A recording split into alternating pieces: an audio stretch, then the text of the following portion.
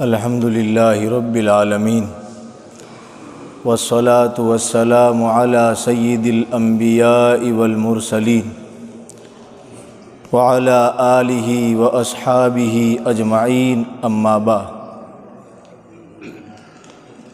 اعوذ باللہ من الشیطان الرجیم، بسم اللہ الرحمن الرحیم۔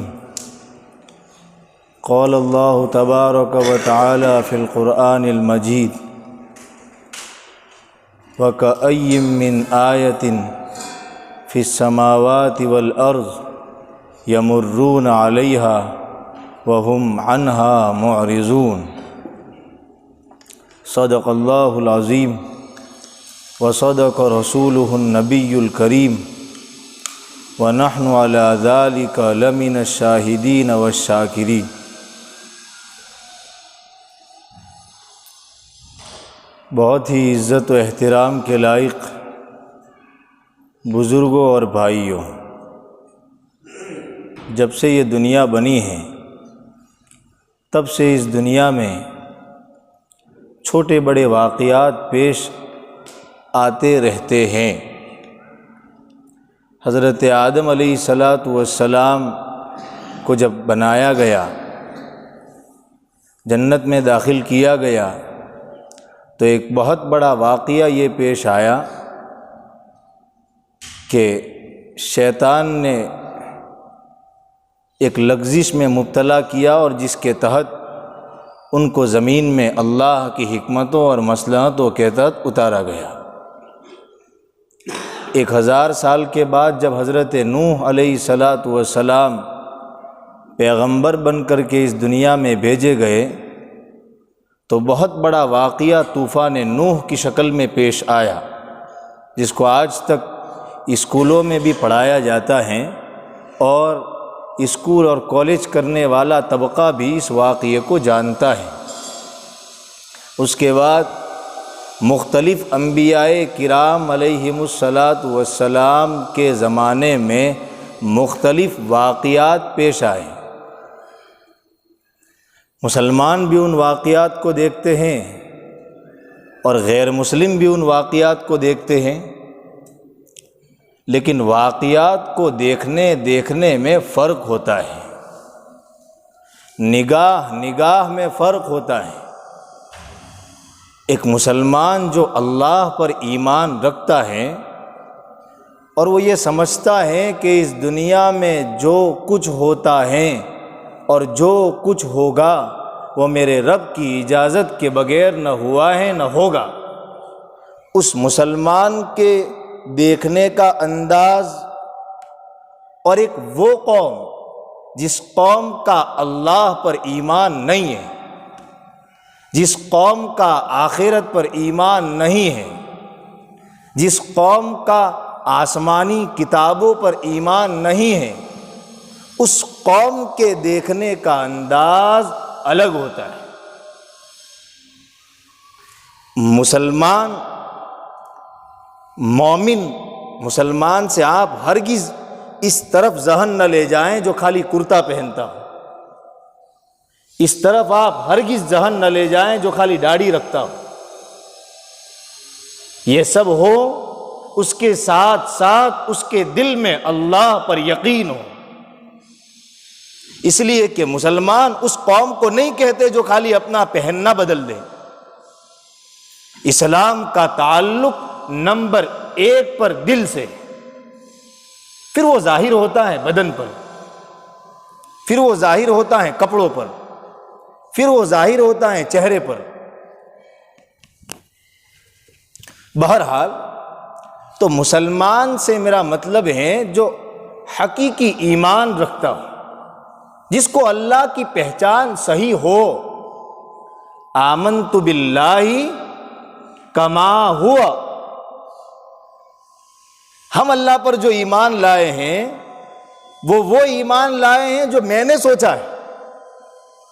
اس میں سکھایا گیا میں ایمان لایا اللہ پر جیسا وہ اللہ ہے، اپنی ذات اور اپنی صفات کے ساتھ۔ یہ بھی ایک بہت بڑا کوسچن مارک ہے کہ کیا ہم نے اللہ کو ایسا پہچانا ہے جیسا وہ ہے؟ میں تو اپنے باب میں کہوں گا کہ نہ، ہم نے نہیں پہچانا ہے تھوڑا بہت، ایسا نہیں پہچانا جیسا وہ اللہ حقیقت میں ہے۔ تو ان دونوں کے دیکھنے میں بہت فرق ہوتا ہے، لیکن افسوس اور بہت افسوس اور بہت دکھ دل کے ساتھ یہ بات کہی جا رہی ہے کہ آج کے اکثر مجھ جیسے کمزور ایمان والے اور کمزور اسلام والے بھی دنیا میں رونما ہونے والے واقعات کو اسی طرح دیکھتے ہیں جس طرح نان مسلم دیکھتے ہیں، اس لیے کہ میں بھی ظاہر پرست ہو گیا، میں بھی اللہ کے نظام کو سمجھنے سے قاصر ہو گیا۔ جب کوئی واقعہ ہوتا ہے تو میرا ذہن یہی جاتا ہے کہ فلاں ملک یہ کر رہا ہے، فلاں ملک یہ کر رہا ہے، میرا ذہن یہ نہیں جاتا کہ ان سب کے پیچھے تو اللہ ہے، رب ہے۔ امریکہ کوئی چال نہیں چل سکتا اگر اللہ نہ چاہے، اسرائیل کوئی چال نہیں چل سکتا اگر اللہ نہ چاہے، بڑے سے بڑے سپر پاور طاقت کوئی چال نہیں چل سکتے اگر اللہ ان کو اجازت نہ دے۔ سب اللہ کے وہاں مہرے ہیں، اللہ سب کو یوز کر رہا ہے، ہم دیکھ نہیں پاتے۔ ہم کہتے ہو امریکہ نے ساتھ چھوڑ دیا، پتہ نہیں اب کیا ہوگا، اللہ ان کے ساتھ ہیں۔ تو یہ ایمان کے کمزوری کی نشانی ہے، ایمان کے کمزوری کی دلیل ہے۔ یہ اس کی دلیل ہے کہ ہم بھی دنیا کی قوموں کی طرح ظاہر پرست ہو گئے، ہم بھی یہ سمجھنے لگے کہ فلاں ملک کے ہاتھ میں یہ پاور ہے، فلاں ملک کے ہاتھ میں یہ پاور ہے۔ کلمہ ابھی اترا نہیں جیسا اترنا چاہیے، لا الہ الا اللہ، کوئی معبود نہیں ہے، کوئی کچھ نہیں کر سکتا الا اللہ، ہوگا وہ جو اللہ چاہتے ہیں۔ یہ تھا پہلا سبق۔ ایمان کا تعلق دل سے، اعمال الگ ہیں، ایمان الگ ہے۔ قبر میں پہلا سوال ایمان کا ہوگا، من ربک، یہ بتاؤ تمہیں کون پالتا تھا، یہ بتاؤ تمہیں کون روزی دیتا تھا۔ پہلا سوال قبر میں ایمان کا ہوگا۔ من نبیک، تمہارے نبی کون ہے، دوسرا سوال بھی قبر میں ایمان کا ہے۔ بہت بڑا المیہ ہے یہ اس دور کا کہ میں اعمال کو بڑھانے کی تو فکر کرتا ہوں، میں ایمان کو بڑھانے کی فکر نہیں کرتا۔ بہت بڑا المیہ ہے۔ ہو سکتا ہے کسی کا کرتا ہم سے چھوٹا ہو، لیکن ہو سکتا ہے اس کا ایمان مجھ سے مضبوط ہو۔ بہت فرق ہے بزرگوں، بہت فرق ہے۔ کسی کو کرتے کو دیکھ کر اس کے ایمان کا اندازہ ہم نہیں لگا سکتے۔ خوب سمجھیے اس بات کو، اور جتنا پہلے سمجھ جائے اتنا اچھا ہے، تاکہ ہم دھوکے میں نہ رہیں۔ کسی کی کرتے کی سائز کو دیکھ کے ہم اس کے ایمان کا اندازہ نہیں لگا سکتے۔ ایمان قلب میں ہوتا ہے، کتنا بھرا ہوا ہے دل۔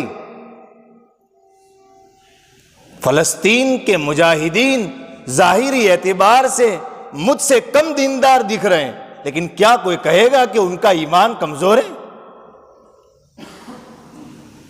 اور میں دیکھ کے کہتا ہوں کہ یہ دیکھو، کچھ لوگ مضامین بھی لکھ رہے ہیں، ان پر حالات ان کے اعمال کی وجہ سے آئے، معاذ اللہ، اللہ بچائے۔ ایمان کا تعلق دل سے ہے، تقوی کا تعلق دل سے ہے۔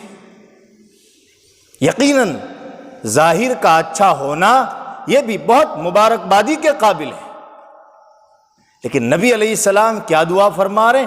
اللہم اجعل سریرتی خیرا من علانیتی، اللہ میرے اندر کو میرے باہر سے اور اچھا بنا۔